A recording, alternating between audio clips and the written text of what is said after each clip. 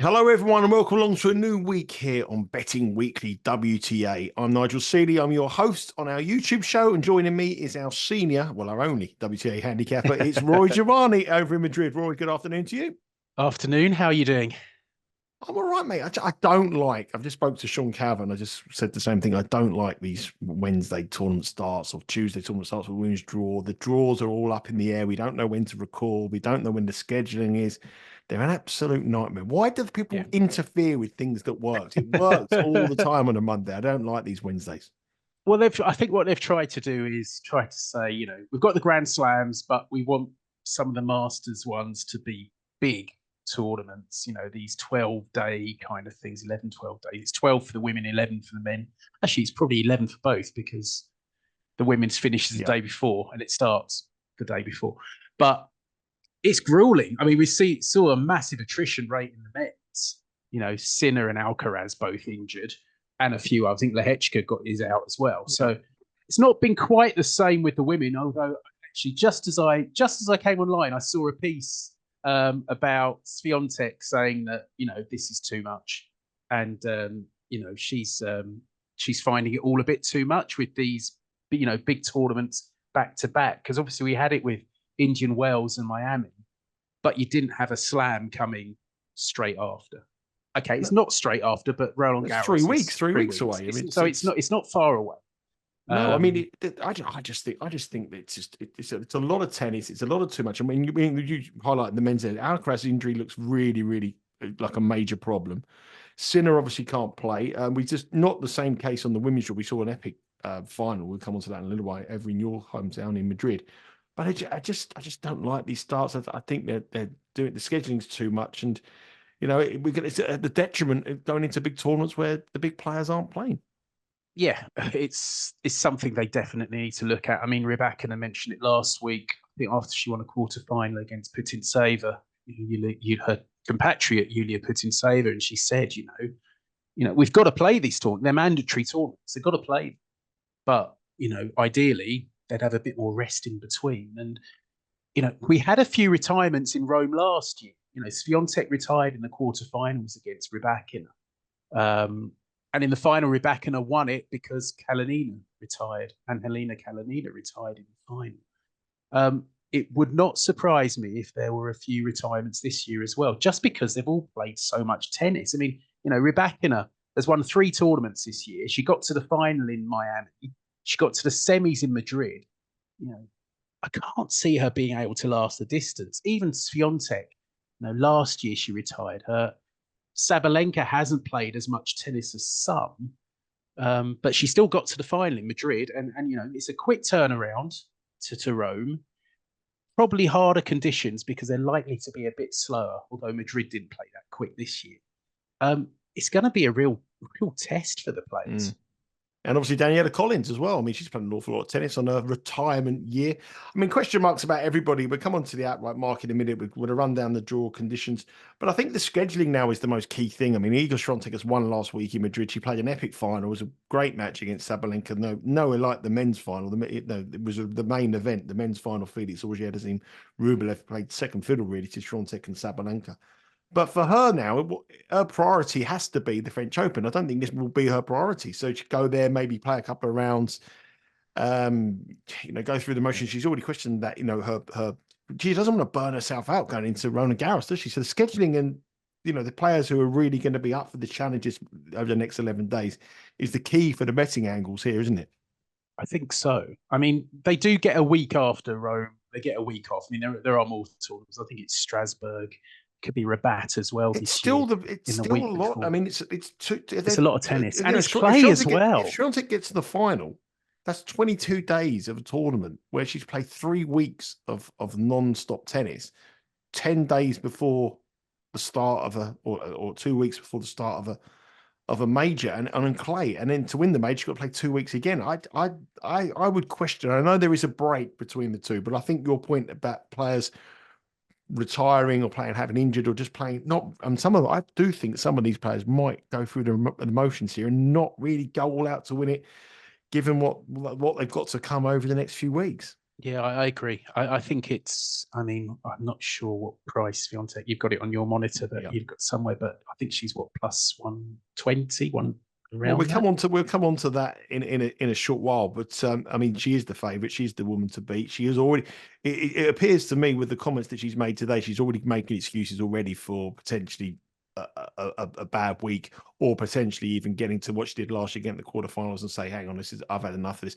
And you got to remember that final was a long match. It took a lot Oh, out of it her, was. emotionally and physically as well. So I think there is question mark. I mean, I know there's a lot of people on Twitter and a lot of people who follow this show who would bet Swiatek every single week. And whenever time we mention Swiatek on this show, we always get a lot of Polish people watching it, a lot of Swiatek fans.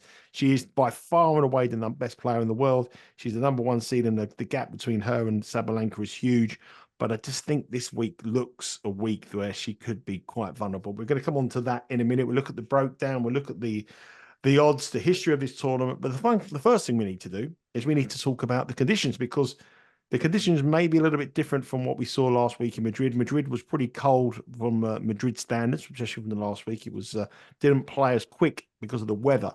We've had a little bit of rain around today in the Eternal City over in Rome, but as the week goes on, it's going to get a little bit warmer. It is. I mean, so conditions are going to be probably going to be a bit slower. The temperatures are a bit warmer in Madrid, but Madrid is at altitude, so that speeds things up slightly. I mean, Madrid significantly slower than last year. Service hold percentage of 62.7 compared to 67.3 last year, and that's definitely in the slow medium range. Last year, Rome had a service hold percentage of 63.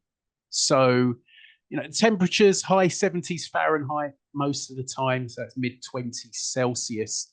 It's probably going to play. I reckon it's going to play a little bit slower than Madrid.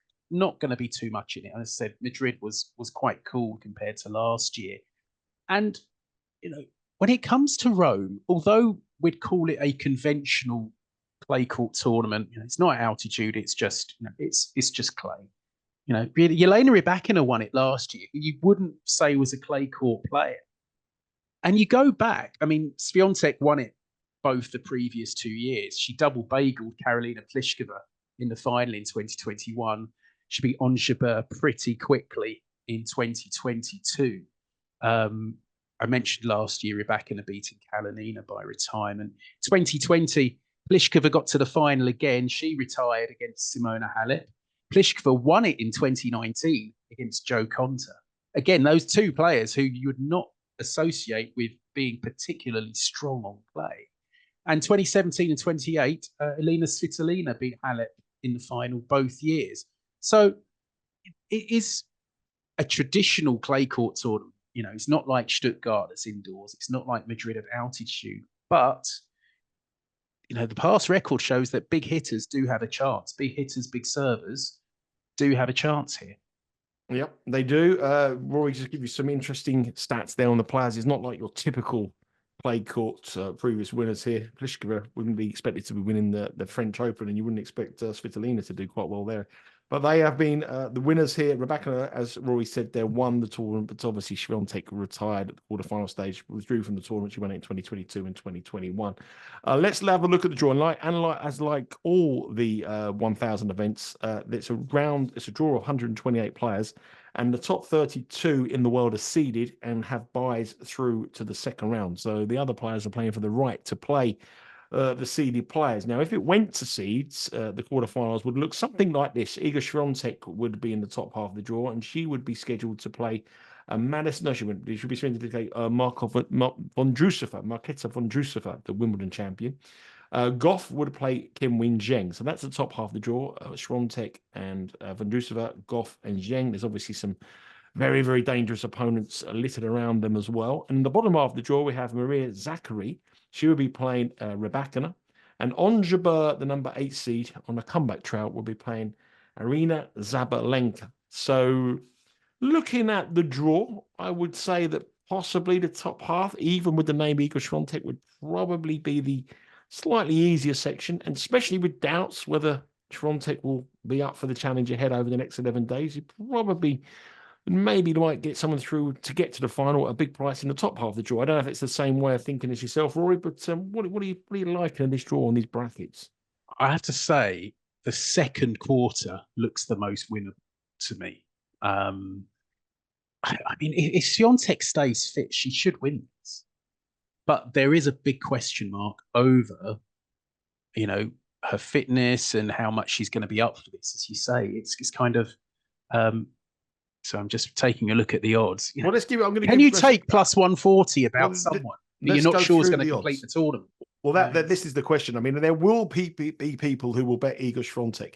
She's plus 140 to win this event. I wouldn't bet her this week. I would much rather bet her to win the French Open, and we'll come on to the odds of the French Open a little bit later, because I know at the French Open her record, and I know that she won't have any fatigue. She'll be dead ready for that. And the difference in the prices, which is more or less going to be exactly the same field, I'd rather take her at the French Open, because I know there's certain players in and around her in the area will not be suited by Roland Garros. So Iga Swiatek is plus 140 to win this week. It's a little carrot that BetRivers are tempting you there with, where you want to take that 140 or not.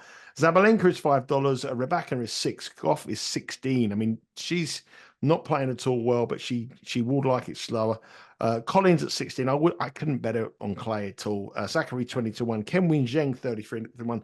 Vondrousova 40. Ostapenko 40. Svitolina, a two-time champion here, 50. Paolini 50. Haddad Meyer, who played well against Swiatek last week, she's 50-1. Nushkova is 50-1. Navarro is 50. Sloane Stephens 66, and Osaka 66-1. So they are the lists of the main contenders here. So you're looking at that second quarter. You're looking at that top half. Swiatek, I can imagine Swiatek being the worst result in the book by far for BetRivers. But for me, plus 140, it'd be a swerve. Yeah, I agree. I mean, I think she's a bigger price than she was last week, marginally, than she was in Madrid. I mean, we didn't fancy her for Madrid for all the reasons we gave about the altitude and everything else. She did manage to get it done, only just. She had to save 3 match points in that final against Sabalenka, and as you said, that was a fantastic match. Unfortunately, it still pulled in a lesser crowd than the men's final did, even though it was a much better match. But that's another point entirely. As I say, if Swiatek is fit, she goes through that top half of the draw without too much trouble. Vondrousova, she always beats her. That would be her likely opponent in the quarterfinals. And then in the semis, you're looking at possibly Gauff, although she's not in the best of form. I do think, we did talk, we have been talking about a big four in women's tennis. And Sabalenka returned to form in Madrid. She loves it there, and came through a couple of struggles, one against Danielle Collins. So it does look like a big three now, and the odds reflect that. Gauff hasn't shown much since she won in Auckland at the start of the year. And it could be like last year. It could be that we don't see the best of her until the hard court swing after Wimbledon. She just doesn't seem, all that happy. And maybe she just, wants to get back to home soil. Maybe that's where she's going to be at her best. But it is surprising because she has looked good on clay in the past. You certainly wouldn't have expected her to lose to Madison Keys in Madrid. I mean, Keys rolling back the years. I think it's it's worth going against the big four because of the fitness angle that we discussed. I mean, Madrid was Sabalenka's first deep run since winning the Australian Open, so she might be fresher than some. But last year, after she won Madrid, she went out. She fell at the first hurdle to Sofia Kenin, and I'm still not convinced by Sabalenka on clay. She's pretty good on it. I mean, and she can hit through pretty much anyone. But you take away the altitude, and Rome is going to be a bit tricky for her. I mean, she has reached the semi-finals in the past. But I do like the second quarter. And I'd got it down, because it's very winnable. I'd got it down to Daria Kasatkina and Mira Andreeva. And Andreeva's already gone. She lost to Paula Badosa earlier, which is a great result for Badosa, who's got this sort of chronic back problem, which could end her career. But that's a great win for the Spaniard. Whether she can keep going for the best part of 2 weeks is another story. But Kazakina, I do like. She reached the semi-finals 2 years ago. She's pretty consistent on clay. I was a bit surprised she lost to Putintseva in Madrid, having beaten Anastasia Pavlyuchenkova. I mean, Putintseva can be a tricky opponent. I just think Kazakina at $80 is a really big price. I do fancy her to get through that quarter. And if Swiatek gets that far, then, we'll have had a good run for our money. But at $80, I think she's a very big price. And I'm going to go a point each way. There's a Kostyuk as well. He's not in the betting as well. I'm surprised that she's not in the betting. I mean, she's had a great season. She's up to 19 in a row. She's in that second quarter as well. I mean, Gauff, you want to oppose it. She could have a run. She could get some form together. But the way she's playing at the moment, she's no value at all at 16-1. She's going to be bet because she's an American, and BetRivers will obviously see some patriotic support for her. But I think she's opponent. Kostyuk is not even in the list there. I thought that was a quite interesting one. So yeah, I saw Kostyuk. I actually watched her in Madrid, and she lost to the Sheriff, Maya Sheriff, and couldn't shoot her down, could she? She couldn't shoot her down, and that gave an indication of how slow Madrid was playing. I mean, in faster conditions, you'd have fancied Kostyuk every day of the week. But it was actually interesting to see Sheriff find a bit of form because she's been dismal for months. But she found some form in Madrid. And when it's slow, she's a player to keep an eye on. But I just think these slower conditions, they really do go against players like Kostyuk and, even someone like Katie Bolter, for instance, who didn't win. They weren't particularly quick conditions when she won in San Diego, but she would certainly want it quicker. And she has almost no experience on clay. That's another thing, this clay court season is so short now that it's very hard to get experience on clay. You've got, and Stuttgart and Madrid are a bit different. In terms of actual proper clay court tournaments preparing for the French, you've only got 2 or 3 now. So if you're not comfortable and if you've not grown up playing on a lot of clay, it's quite hard now to actually get good at it. So quick. So what about the other half of the draw, the bottom half? Anything you're liking your fancy there in the bottom half of the draw? Yeah, but I can't have Rybakina for the reasons we've discussed, and Sabalenka, as I said, first round exit last year after winning Madrid. I just think, at the prices, I do think, as you said, a lot of these players are going to be looking at Roland Garros and not going to take too many risks. They're not going to be, eyeballs out trying to win this. It's after Madrid. They're all a bit tired. I'm really interested in Jasmine Paolini on soil. She won her first 1,000 title, complete upset in Dubai this season. We often get turn-ups in Dubai. She's been pretty consistent since. She lost 2 close sets to Andreeva in Madrid. She beat Caroline Garcia fairly comfortably. Another player worth mentioning is Ons Jabeur, actually. That's who I like. That's who you I mentioned.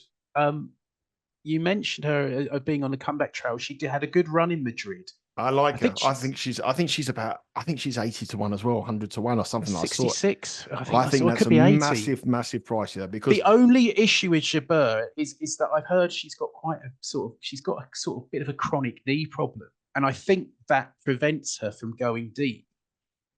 Madrid was the first decent run she's had all season, so maybe she's turned it around, but I've just got that nagging doubt. I mean, at 80-1, you take the chance, but it sounds like quite a serious issue for her. Well, that's the problem you've got to take into it. But she was being clearly over the years before Sabalenka and Comfort, the last 3 years, she's clearly been the second best player on clay behind Igor Swiatek. I mean, she got to the final here in I think it was 2 years ago, was it? She got beat by Swiatek, being blown away by Swiatek. If in a tournament where Swiatek we think could go early or could go maybe even last the cause. I think Jabeur, you talk about players in this draw who are some of them haven't got things to play and want to prioritise the French Open. That is definitely not the case for Ons Jabeur. Ons Jabeur has to get back to winning ways quick. She has to get back to some competitive level, and she will be up for this. I saw her last week in Miami. She won the first set 6-love against Madison Keys, and then she got beat in a strange Madrid. match. Yeah, that was It was odd. brilliant That was the very first odd. set, but her box was so behind her. She's now Fernanda Verdasco is now coaching her as well. Okay. She's made changes as well, and I tell you what, I think she could go well here. I'm not saying she's going to win it, but I think her draw could open up, and I think she could run into Sabalenka in possibly the quarterfinals. But I think at 66, 80 to 1 on Jabeur, I was also fade on Jabeur when she came back. Emotionally, she looked all over the place, but I just see little signs now that she's playing well. And I think if she had her fitness levels a little bit better, she would have blown Madison Keys away. She's just running out of gas a little bit. Hasn't played such high level tennis for a long time. But I think she's getting better and better in each week. And I think that's a very disrespectful price for someone who's got such a good clay record and someone who's a beaten finalist. So I do like the Jabeur play. Yeah, I think she is definitely a big price. I mean, that quarter, I mean, you're looking at someone like Katie Bolter in round 3, possibly Ostapenko in round 4, Who she beat last week. She did beat in Madrid. Yeah. That was a close one. Then after that, it's the likes of Svitolina, Sabalenka. What I'm saying is that she could get through this. This is a tournament where I don't think all the big guns will. I think if you're having a week off and they're sort of not off for the week, this could be the week where you could get. We've seen it in Masters events already in Dubai, as you said, and and you saw it in the men's tournament last week. Just it's a lot of tennis, which means freak results do happen. And I agree. Swiatek's the person to beat. Plus 140 may tempt some, but I would look for I look for a big price here to try to get with someone. I like Kasatkina for Rory, and I'm going to go for Jabeur at a nice big price as well. Anybody else in that section you like, Rory? Yeah, well, in that third quarter, Paolini, I think it's not the easiest of draws, but she could get Maria Sakkari in the round of 16. And Sakkari is someone who you'd think would go well, but I was a bit surprised by the way she lost to Haddad Maia in Madrid. Danielle Collins is in that quarter. I think Collins, her best chance of winning a big clay tournament was Madrid, just due to the conditions. I can't see this playing too much in her favour. She won the first set against Sabalenka in Madrid and then got beaten. But that third quarter looks a little bit tricky. But Paolini just seems to be, I was stunned by her Dubai success, and I thought she was too high in the rankings. Perhaps she's up to 11 now. Could be 12 actually. I think she's 12. I'm not sure. I've pegged her right, because I think she's actually a really good player, and that win seems to, she's found confidence. She's matched for anyone on her day, and I think home crowd as well. It's definitely something that could play in her favour, and I think she's 50 to 1. I think Paolini.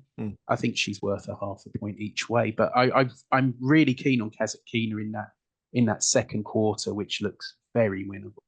Kasatkina 80 to 1, Paolini 50 to 1, Jabeur 66 to 1. Some big prices to keep an eye out for and have a little bit of pizza money on, and hopefully we can get the number 1 seed Iga Swiatek beat in this tournament. Remember, the big guns come in round number 2, which will be on Thursday, I'm guessing.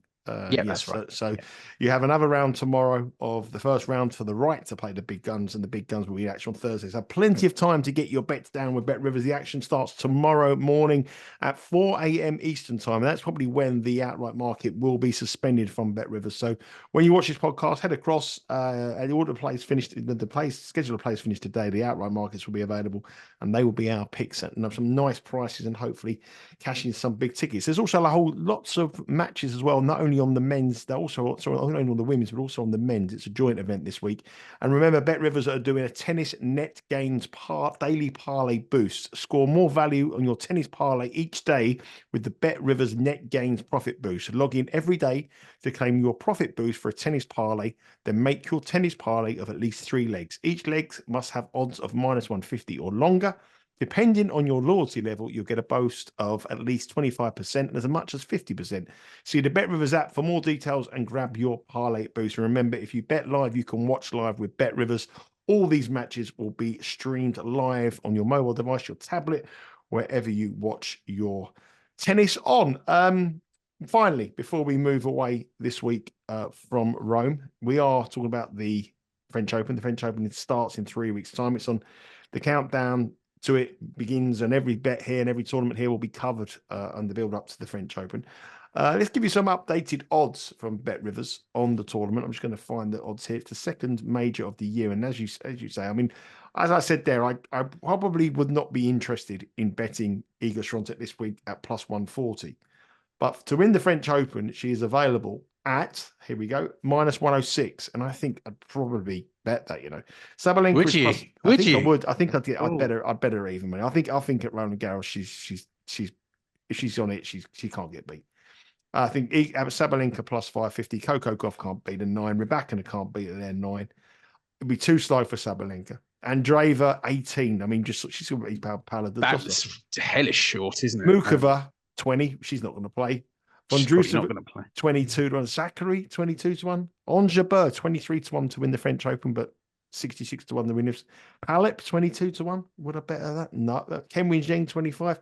Ostapenko 25. I mean, really. I think anything around even money, I would bet Swiatek much more than I'd be very happy to take that rather than the plus 140 this week.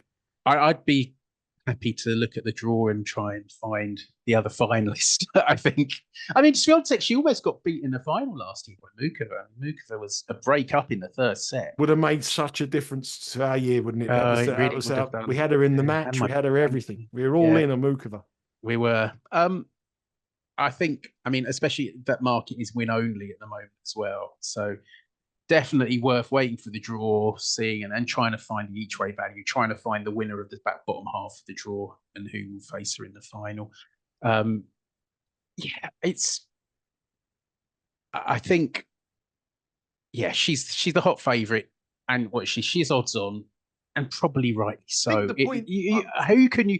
You couldn't. There's not anyone you could say hand on heart you could pick to beat Swiatek. It's more of a case of her beating herself than someone else beating her at Roland Garros. Well, the only people I think could beat her are Sabalenka and Rybakina, and I just can't have them on the slower. And on Ostapenko, 4-0 head-to-head record. Yeah, I know, but she'll former French Open champion. She'll bomb out before she gets probably. And it's so weather dependent as well. Obviously, what the weather conditions are in Paris that fortnight is a huge difference as well. But my point is someone said to me now, BetRivers said to me now, you've got a $100 free bet, and you've got to bet Iga Swiatek. You either bet at minus 106 to win the French Open or plus 140 to win the Italian Masters or the Italian Open this week. I'd definitely jump all over the French Open bet. So I think she's a much better 106 proposition than a plus 140 proposition to win this week. So that's the point I'm really making.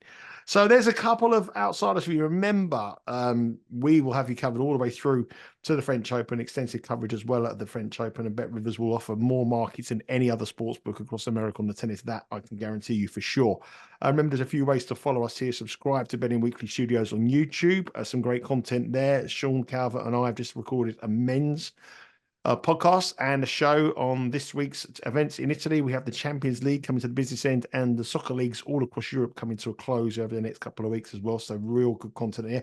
And we're almost very close to Euro 2024 and the Copa America. So football never ends all over there. Download Betting Weekly or WTA on your preferred podcast provider and follow us on our socials at Because We Win on Instagram and Twitter.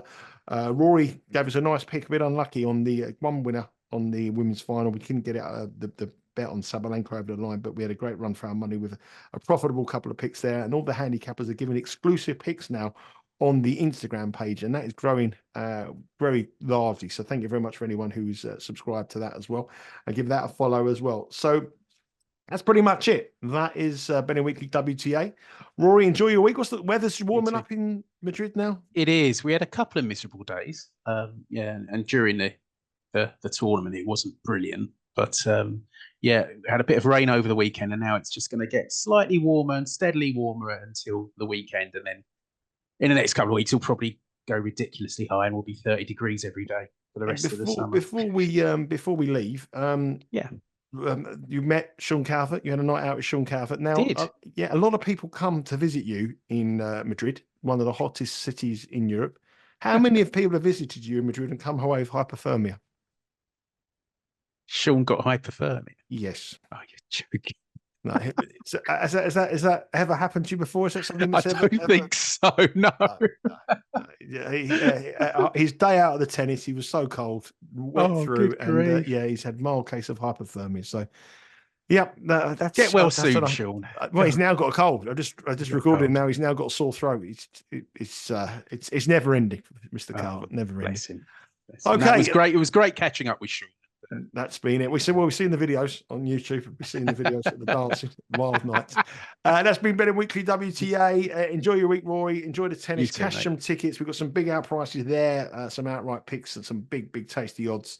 But be very careful. Plus 140, Iga Swiatek may be a trap that's been set by BetRivers. Are you going to fall for it or not? Take care.